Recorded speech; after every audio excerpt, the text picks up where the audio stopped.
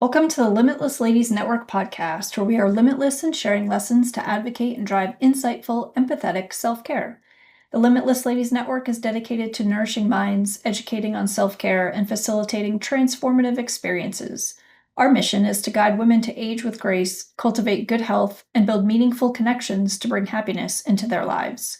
We strive to empower the ladies of the community so they may successfully advocate for themselves and embrace a journey of holistic well being. Please note that the information and opinions shared on this podcast are for educational purposes only and are not intended in any way to be used as medical advice.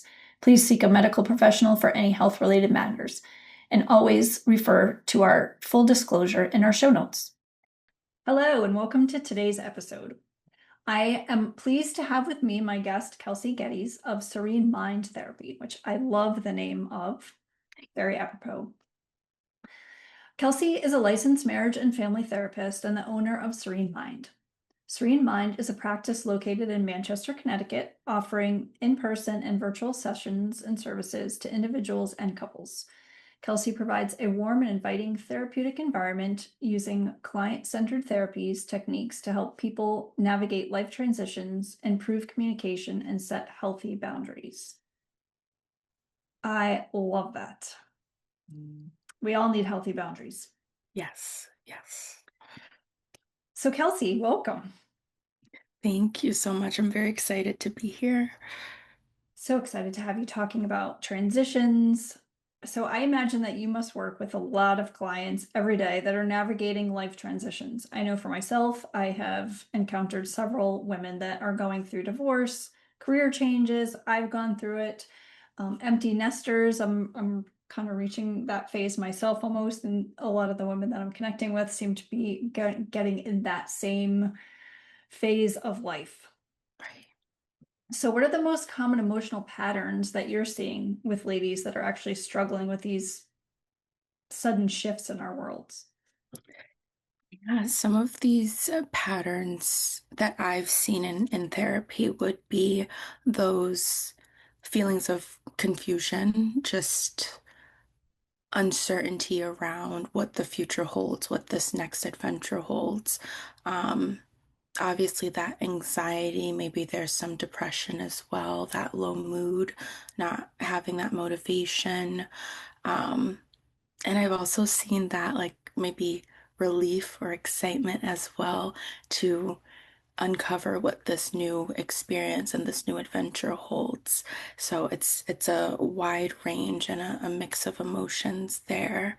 Um, I've also seen, because of that loss, there's like those stages of grief as well. So, that denial, the anger, the bargaining, all of those stages kind of coming through because you're facing this loss, whether it's something as big as, you know, becoming an empty nester, going through a divorce, or maybe something just a little bit, maybe not as ginormous.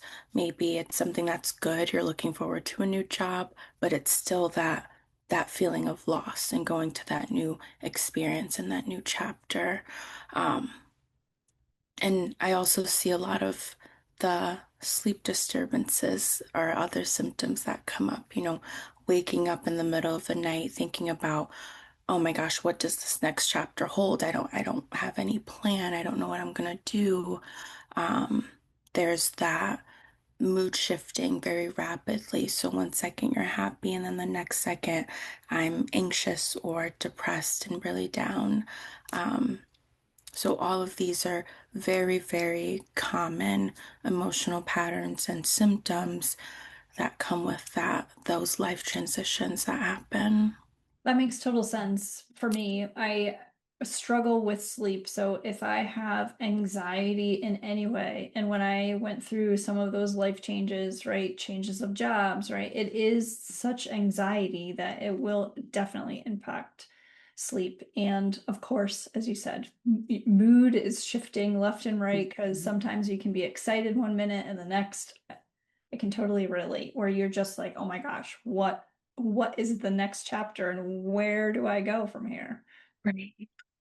So many women do tell me that they really do feel kind of completely lost as they go through some of these transitions. And I know personally, I felt like that as well. Like truly, what is my purpose? What am I doing? And now could be a good time for us to figure that out, where it is just an open book, right? So how do you go about helping ladies and anyone really to rediscover their identity and to reconnect with their core values so that they can really live their fullest, most authentic life? Right, right. And in therapy, it's a lot of acknowledgement. So, acknowledging what you're going through. And also, I like to call a name to it. So, like I said, the stages of grief. So, you are going through a grief stage right now. So, allowing yourself that room to process those emotions, giving yourself permission to feel sad and uncertain and depressed and sad and frustrated, allowing room for all of that because they're not just gonna go away magically. There's Right. a shift happening. Um, and another way of doing this, if you're not even in therapy, I really recommend that journaling or some type of self-reflection. So if you don't want to, write down your thoughts all the time, I also say record yourself talking or talk to a pet, talk to someone, that you may trust, a support system, if, they won't give their internal biases and everything that you're going through. They're just a listening ear. Um, but just getting it out of your head, out of your body and expressing it. Um, And then to rediscover and reconnect with your core values, I would say what really matters to you. So, letting go of these external expectations, the external or society expectations, and understanding what what do you mean? What does life mean to you? So instead of what a mom is supposed to do or what a mom is supposed to look like or what someone at your life stage is supposed to be doing or those expectations, where do you see yourself? What aligns with your actual belief system? Um, and lastly, giving yourself that permission to make mistakes, to not know what you're doing, to be uncertain and to just do it. Like you're going about making these adjustments in your life in a way that is going to be helpful for you.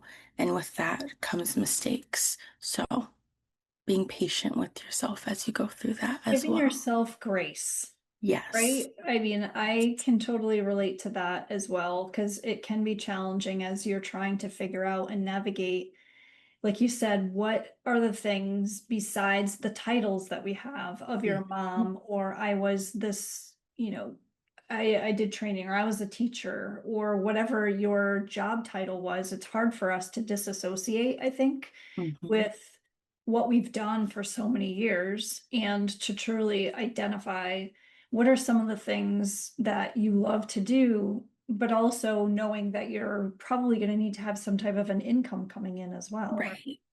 Right.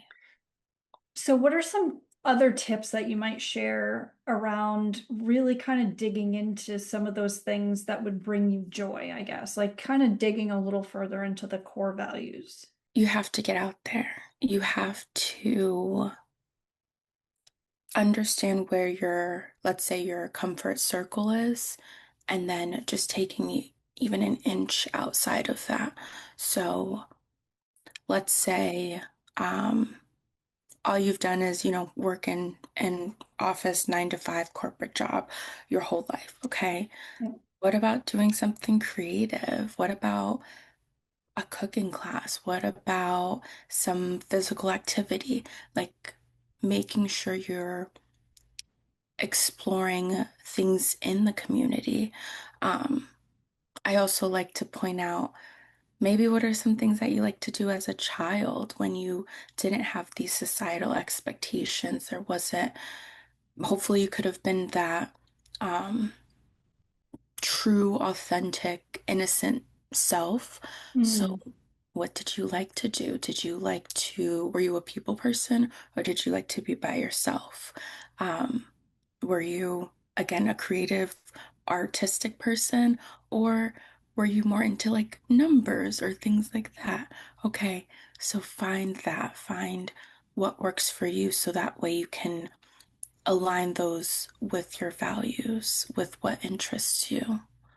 I like the idea of getting out into the community and stepping outside your comfort zone because that does help you to push the limits, but also just to be explorative Yeah, and curious and wanting to, try various different things. Because sometimes you don't really know what you don't know and what right, you may have liked doing because you just didn't have exposure to it. So I think that's a great idea to just kind of explore things a little bit more and get outside that comfort zone.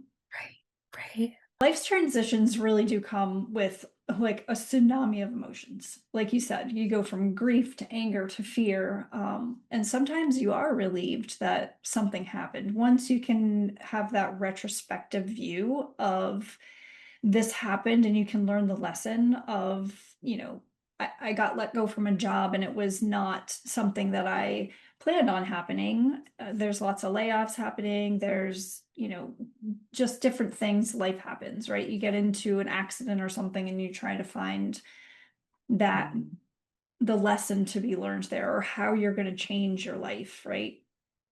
It can be really complex and conflicting emotions that can just be overwhelming. So, how do you help women to really navigate the complexities of all of that? You mentioned some already with journaling. I love talking to your animals. That's a good one because Yeah. they talk back. Yes. Some of them don't. Right. And to help that, navigate that and also try to prevent that from getting too overwhelming and, shutting yourself down, I would say just pausing. And I promise it feels like it takes so much time, but you can literally take 10 seconds to just pause and breathe and just see what's around you in the present moment. And instead of getting all, stuck in your head about what's next. So I always say, what are you feeling right now? What's going on inside of your body? What are you Or can you describe those emotions to me? Like, what do they look like? Are they sharp? Do they have a color? Like, just describe to me how these emotions feel for you as you're describing these stressors. Um, and also noticing if you are overwhelmed, it's okay to just stop. It's okay to, you know, check in with yourself, making sure that maybe you need a glass of water, maybe you need to watch some TV, or maybe you need to, again, just cuddle with your animals because they're so soft and very cuddly, some of them, and they're sweet. Yeah. Um, and also realizing that, yes, these emotions are very heavy and they're very sharp, but they're also emotions, and that's just that. You can change them, you can learn how to regulate them as well when you go through these transitions as well. Yeah, that's really a key thing to note is being able to do the pause and really accept that it will pass. And I like how you said to really identify in great detail what some of those things might be, whether it's a color or um, just the emotion itself and giving it some type of feeling, right? Or just acknowledging that it's there and you can kind of move on from there. Yeah. Right, right. I like that level of detail because I Yeah, think it really helps you to get out of as you said, get out of your own head Hmm. and start to realize that there are other things around you, right? That you can have that pause and give yourself grace again so that you can then move forward and Yes. not feel like you're stuck. Absolutely. If a woman's listening right now and she's in the middle of this painful life transition, like feeling completely lost, overwhelmed, and unsure of what her next steps are there any, like, what would be your top three strategies? If you could pick three, because I'm sure you have a whole toolkit worth of things, you mentioned a few already, that you might give her so that she can move forward with clarity and confidence. Yes. Yes. So I would say first, very general, but creating a plan. So when I say create a plan, I mean, what do your next steps look like? So let's say you're in the middle of a career transition, whether it's a job loss or something has gone awry and you're looking for a new career position. What were you doing? Did you like it? Were you good at it? Mm. Okay. Research other positions. You don't have to apply to them. I'm not saying that. Just do some research. Maybe that's step one. Okay. I'm going to look up career fields that are similar to being a life coach or similar to being a project manager. Maybe they have some attributes that are the same that maybe you would like. Um, let's say you're becoming an empty nester or going through a divorce. Okay, how do you reclaim your space? Are you redecorating? Are you exploring more hobbies? Are you getting more into the community? What might your next plan, or what do you want your next plan to look like? Um, and then I would say my next strategy would be checking in with yourself. So while you're creating that plan, and hopefully you are either making a new routine or maybe you can build this into your routine, but how do you create check-ins for like a minute throughout the day, whether it's in the morning or right before bed? But have you had enough water? Are you eating enough? Do you need to stretch? Like, is your body moving? Because all of these factors can contribute to our low moods. All of the physical pieces of our body can really affect that mental and emotional part as well. So just making sure those physical needs are being met. That self-care, which is so important, Yes.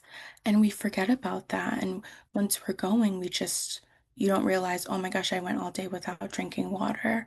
Why right? do I have a migraine right now or a headache? Right? I've been drinking coffee all day just to get me through, but I forgot that I Ex- actually needed water as well. Right. Exactly.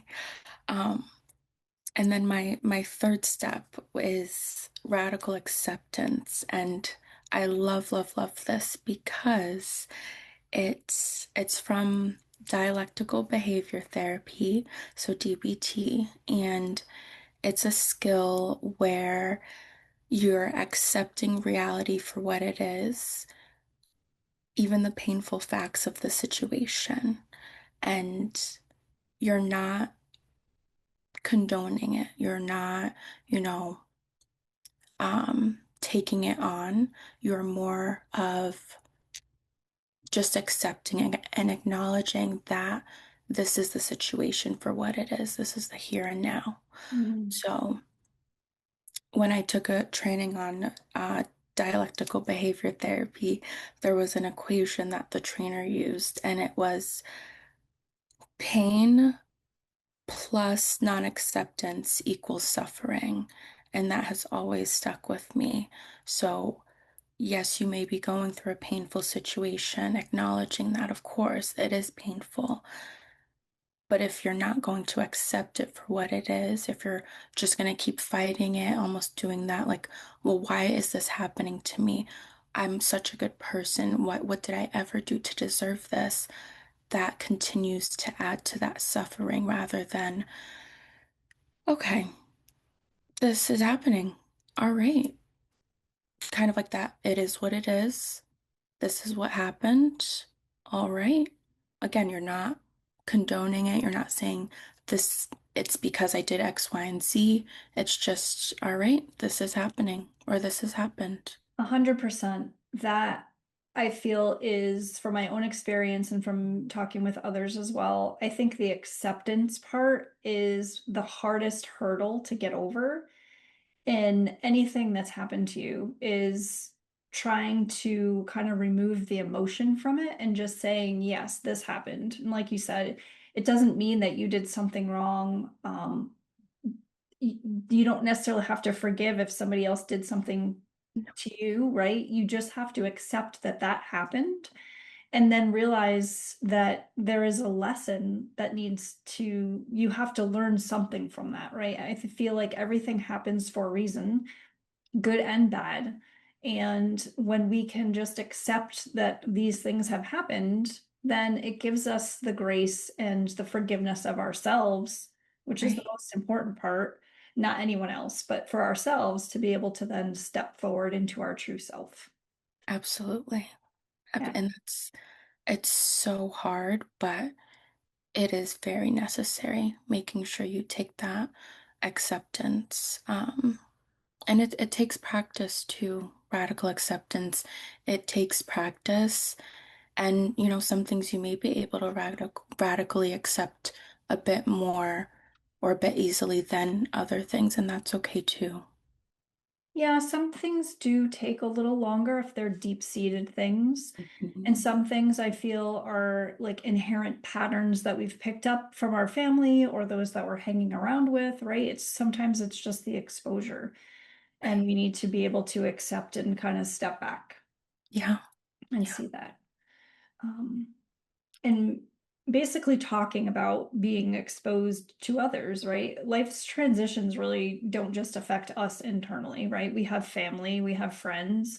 So there is that ripple effect that can impact every relationship that you're in. So how can you help to shift that dynamic in relationships as people are going through these major like life transitions? Mhm. I say communication is our biggest tool as human beings. Um, so let's say there are people, your support systems around you, just making sure that you're communicating where you are. So let's say you are a mom and let's say you were maybe a stay-at-home mom for so long, most of your kid's life, and now you're going back to the workforce. That's a big transition for everyone involved. Okay. Obviously, you're not going to be able to do all of the things that you were doing before. You're going to now be working 40 hours a week. So, communicating that maybe there's efforts from everyone involved, everyone in the family, or maybe just letting your kids know this is where mom is at, and I just don't have the capacity for that. I'd rather give my attention to things that we like to do together rather than focusing on keeping the house clean and making sure that dinner's on the table every single night. Um, so communicating that with people, with your support systems, emotionally, where your emotional capacity is at. Um, Now, if you are in a situation where your community isn't very supportive of you, communication can still be a really good thing. And I say that because it may look like if you're able to set a healthy and effective boundary, so, more good will come out of setting that boundary than harm. Okay, perfect. Maybe it's just, hey, I'm not going to really talk about this anymore with you. Um, I will. Like I just have that figured out for myself. I just don't feel comfortable discussing that with you anymore. Um, Now, on the other side, if there will be more harm done than good in setting that boundary, okay, maybe it's just simply not letting them know what's going on in your life and in your next transition. And as you go through these changes, maybe it is if they ask, oh, things are great, I'm doing fine. Yep, changing the subject. Or maybe it'll look like, say you're starting a business and they're not supportive of starting a business. So Mm. maybe it's, oh yeah, I'm talking to some professionals about that. Yeah, I'm all set. I don't really need that, but thank you for your advice. And then switching the subject. So using that communication for you as well. That is great advice to be able to say no or no thank you in a positive way to people that can be your support system and those that might not be as supportive because Right. it puts the control back into you to see how those people might react. If it's a positive or a negative, you kind of get to choose what you're going to communicate and in a nice way that, yeah, I'm good. Right. Sometimes, you might feel like it's a little bit of a white lie or that you feel like you're fibbing a little, right? But sometimes I think our psyche almost needs to hear that for ourselves, especially if we're unsure of what we're doing as a transition or we're just unsure of how we're transitioning. Sometimes I think we need that little positive reinforcement coming from ourselves to say, I'm good, I got this, right? Yes, I'm doing fine. Yeah. Yeah, it's great. Yeah. All good. Mhm. So true. As women entrepreneurs, we know. Yes. Yes. So I believe that every woman has a limitless future waiting for her on the other side of any of our greatest challenges. What would you say to a woman who feels like maybe her best days are actually behind her? Mm. My therapist is coming out, and so those I like that. questions of um what makes you feel that, what makes you think that way, you know, what belief patterns are in place that's guiding this belief or guiding these thoughts. Um and also, how do you know that? Mm. Where's that? Where's the fact in that thought, in that belief? Where Where have you seen that or heard that before, that your best days are behind you? Um, and then Can be also, rooted from something that is something that you were exposed to as a child, or mhm, things that you've heard through your family or friends, right? They could be exactly, making those statements and you feel like, yeah, maybe my best days are behind me and now I'm on the other side of life, right. more towards like the ending of life than the beginning of my life. So Mm, that is a little scary. mm. But I feel like it's good to ask those questions and to your point, right? Be your own therapist too and just kind of be curious about why you're asking those questions to yourself or why you're thinking in those patterns because they are patterns, I feel like. Yeah, Sometimes you can break those patterns just by acknowledging where they're coming from. exactly. Calling attention to them, pointing them out. Absolutely. It's not saying it's an easy thing to do No, because sometimes we are in our own little world, right? And we are just so used to um, the way things have been said or done, right? And it's mhm, hard to break the norm sometimes, right. but it can be done. It can be done. And just like you said, acknowledging it, calling attention to it, just questioning it. What does this mean? Where's it coming from? Where have I heard this before? Yeah, absolutely. So, are there any books that you would recommend for ladies to read? Yes, yes. I loved this question because I was exploring this and trying to, navigate with my clients what books I've off gave to them, all of that.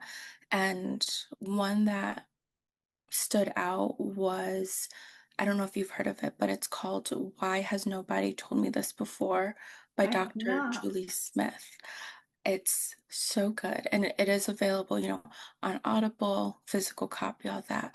But it, I really like it because it goes through emotions and it describes them in a very, very simple way and then directs you on how to navigate these big challenges without getting so overwhelmed. And if you are overwhelmed, she does go through and give you like tools on how to process these emotions, how to check in with yourself, how to make sure you're meeting those physical needs so that way those emotional needs are also somewhat met. Yeah. Um, so, like the naming, validating your emotions, calling attention to them, grounding techniques, of course, bringing yourself back to the present moment.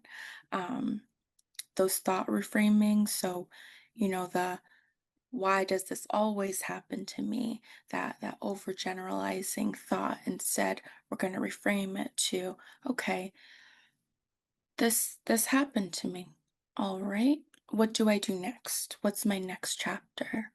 Um, she also goes through behavioral activation. So small breaking tasks into small manageable doable tasks as well.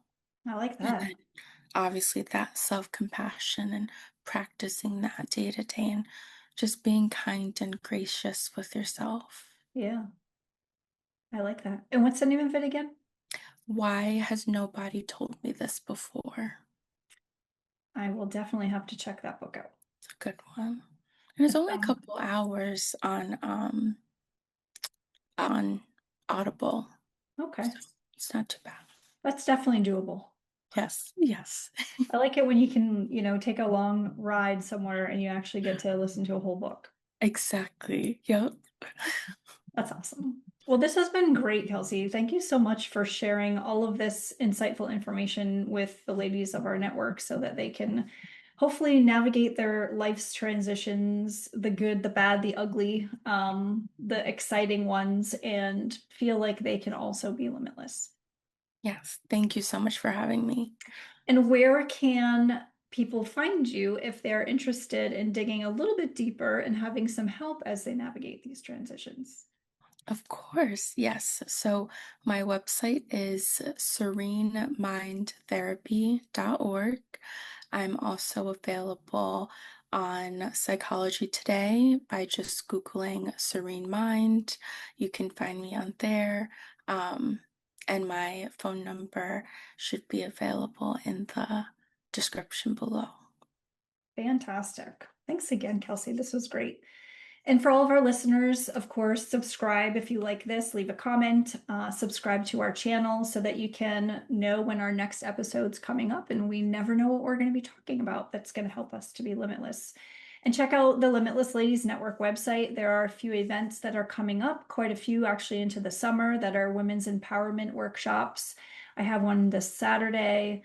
There's also some women's networking that's open to any ladies practitioners. You might actually get to speak with Kelsey, possibly if she shows, or any other practitioners in the wellness industry, and just get to have a fun ladies' night out. And again, just follow us on our social channels, Facebook, LinkedIn, and of course on YouTube. Thanks again, Kelsey. Thank you.